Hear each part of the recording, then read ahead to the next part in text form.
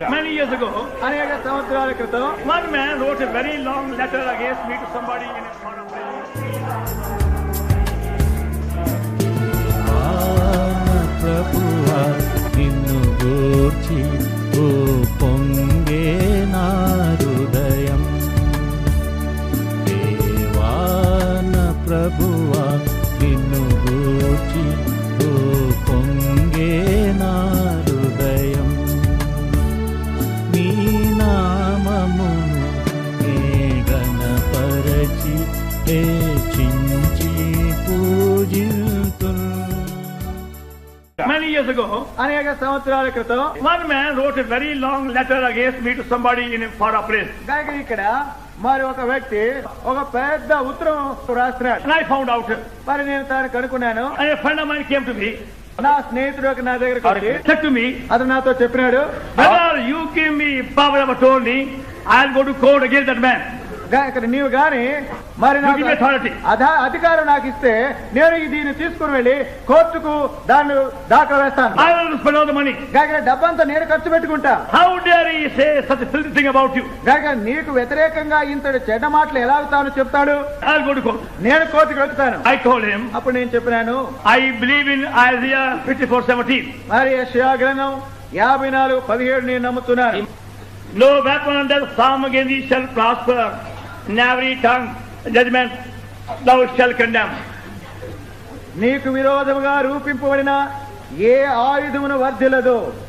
I told him, I believe in God's word. కాక నేను దేవుని యొక్క వాక్యాన్ని నమ్ముతున్నానని అతనితో చెప్పినాను. He won't allow any weapon of any kind to prosper against me, కాక as long as I'm in his will. నేను ఎంతకాలం అయితే ఆయన చిత్తంలో ఉంటానో అంతకాలం కూడా నాకు విరోధముగా ఏ ఆయుధాన్ని ఆయన వర్ధిల్లనివ్వడు. For 3 months, I went on praying for that man. 3 మాసములు మరి ఆ వ్యక్తి కొరకై నేను ప్రార్థన చేస్తున్నాను. Every time I met him in the street, I spoke to him very nicely and kindly. కాక నేను ఏదైనా వీధుల్లో అక్కడక్కడ కలుసుకున్నప్పుడు నేను ఎంతో మర్యాదగా మంచిగా అతనితో మాట్లాడుతూ ఉండేవాడు. Never let him think that I knew all about what he done to me. మరి నాకు ఏవేవైతే చేసినాడో అవన్నీ నేను ఎరుగుతున్నా అనే విషయాన్ని అతడు తలంచేటట్లుగా నేను ఏ అవకాశం అతనికి ఇవ్వలేదు. Because he done it secretly. ఎందుకంటే ఇవన్నీ కూడా తాను ఒక రహస్యంగా తాను చేసినాడు. After 3 months, he came to our meeting. మరి కొన్ని మాసాలైన తర్వాత అతను మా కూటాలకు వచ్చినాడు. After the meeting, he spoke to me. మరి ఆ కూటమైన తర్వాత అతను నాతో చెప్పినాడు, Brother, give me 5 minutes to speak with you. మరి సహోదరుడా, మరి నీతో మాట్లాడటానికి నాకు ఒక 5 నిమిషాలు సమయం ఇవ్వండి. He is here. తాను కన్నీళ్లతో I said, before you speak, I forgive you. మరి నీవు మాట్లాడక ముందుగానే నేను నిన్ను క్షమించి వేస్తున్నాను. But how did you know what I want to say? మరి నేను ఏమి చెప్పబోతున్నాను అనేది ఎలా నీకు తెలుసు? I knew it 3 months ago. 3 మాసాల క్రితమే ఈ సంగతి నాకు తెలుసు. I found out what you did 3 months ago. మరి 3 మాసాల క్రితం నీవు రాసినది నేను తెలుసుకున్నాను. I forgave you 3 months ago. 3 మాసాల క్రితమే నిన్ను క్షమించి I వేస్తున్నాను. have been praying for you. నేను నీ కొరకు ప్రార్థన చేస్తున్నాను. From that day, he became best friend. అప్పటి నుండి నాకు మంచి స్నేహితుడైనాడు. We don't use only weapon against enemies. ఏ శత్రువు పైన లోక సంబంధమైన ఆయుధాలను ఉపయోగించకూడదు. కోర్టుతో కాదు, కలిసి దేవుని పైలంగా మీ అందరి ప్రార్థనలు బట్టి మాలో దేవుడు ఒక నూతన కార్యం చేసి ఆత్మ కలిగించి ఐక్యం సమాధాన బంధం కాపాడుకుంటూ శ్రద్ధ కలిగి భవిష్యత్ దినాల్లో ఈ పరిచర్య కలిసికట్టుగా జరిగించే దాని కొరకై మేము ఆశపడుతున్నాం. అందుకొరకై దయచేసి మీరు మా కోసం ప్రార్థన చేయవలసిందిగా మనవి చేస్తాం. కోర్టు ఆర్డర్స్తో కూడా మాకు నిమిత్తం లేకుండా దైవజనుల భక్తం గారు మాకు నేర్పించిన వాక్యాల క్రమంలో పనిచేయడానికి మేము సిద్ధంగా ప్రవేశ మసీకి అందరం కూడా కలిసి దేవుని ప్రజల కొరకు, దేవుని మహిమ కొరకు, దేవుని రాజ్య విస్తరణ కొరకు కలిసి ప్రార్థనాపూర్వకంగా ప్రయాసపడాలని మేము కోరుకుంటున్నాము. అనేకులు చేస్తున్నటువంటి ప్రార్థనను బట్టి దేవుడు మునుపటి కంటే అధికమైన మేలు చేసేటువంటి వాడు కనుక దేవుని మీద ఆధారపడుతూ మేము దేవునికి అప్పగించుకుంటున్నాం. ఎలాగైనా కోర్టు ఎంతైనా దేవుడు మొదటి స్థానంలో ఉన్నాడు. కోర్టు తర్వాతనే కోర్టు ద్వారా మేము ఒక పాఠం నేర్చుకున్నాం, ఆత్మీయ పాఠం.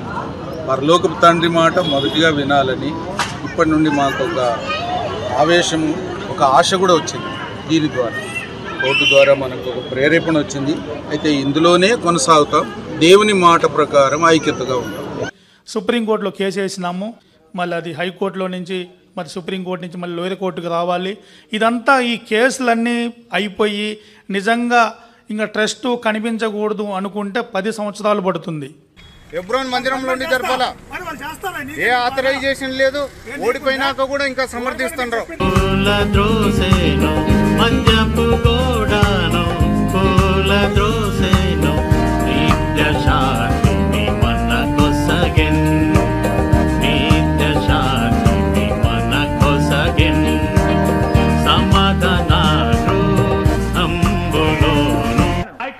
అప్పుడు నేను చెప్పినాను, I believe in Isaiah 54:17. మరి యెషయా గ్రంథం 54:17 నేను నమ్ముతున్నాను.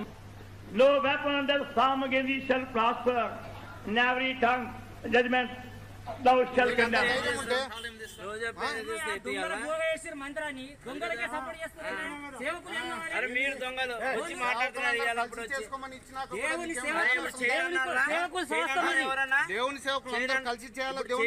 I told him, అప్పుడు నేను చెప్పినాను, I believe in Isaiah 54:17. మరి యెషయా గ్రంథం 54:17 నేను నమ్ముతున్నాను. No weapon that form against thee shall prosper, and every tongue judgment thou shalt condemn. 6 మంది ఉండాలి కోర్టుల ప్రకారం. వీరాచారి వినయరా చెప్పేది వీరాచారి 6 మంది ఉండాలి, నువ్వు ఉండకూడదు ప్లాట్ఫామ్ నువ్వు.